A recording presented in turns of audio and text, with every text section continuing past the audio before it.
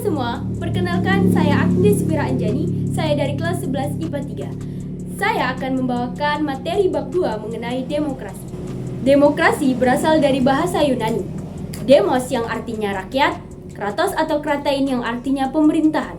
Dapat kita simpulkan bahwa demokrasi merupakan pemerintahan rakyat, yang dimana sistem ini diambil dari rakyat, dijalankan oleh rakyat, dan kebaikannya diperuntukkan untuk rakyat.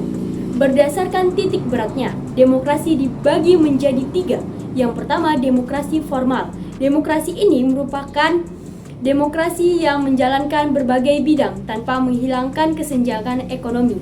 Biasanya demokrasi ini digunakan oleh negara-negara yang memiliki politik dalam persenjataan militer yang sangat kuat. Yang kedua adalah demokrasi material, di mana demokrasi ini menjunjung tinggi perbedaan dalam ekonomi. Mereka berfokus pada kesenjangan dalam ekonomi para warganya. Yang ketiga adalah demokrasi gabungan. Kita menggunakan demokrasi gabungan ini sebagai landasan dalam menjalankan pemerintahan negara Indonesia. Demokrasi gabungan merupakan demokrasi yang mengambil kebaikan dari demokrasi formal dan material dan membuang segala keburukan dari keduanya.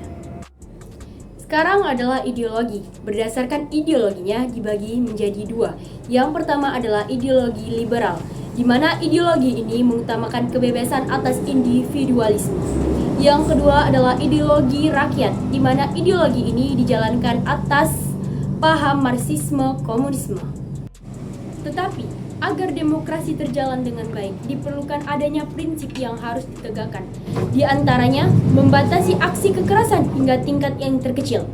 Yang kedua, menyelesaikan akan adanya perselisihan secara damai dan melembaga. Yang ketiga, melakukan pergantian kepemimpinan secara teratur. Yang keempat, menjamin perdamaian ketika adanya perubahan untuk masyarakat.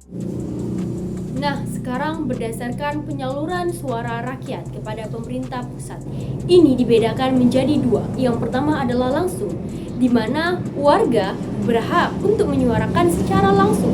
Biasanya kita jumpai ketika pemilihan presiden atau wakil presiden secara besar-besaran. Setiap warga akan secara langsung memberikan hak suara mereka, lalu kemudian memasukkannya ke kotak suara. Yang kedua adalah secara tidak langsung. Ini di mana setiap keputusan yang penting bagi daerah biasanya diwakilkan oleh para perwakilan masing-masing daerah, baik DPR ataupun DPRD.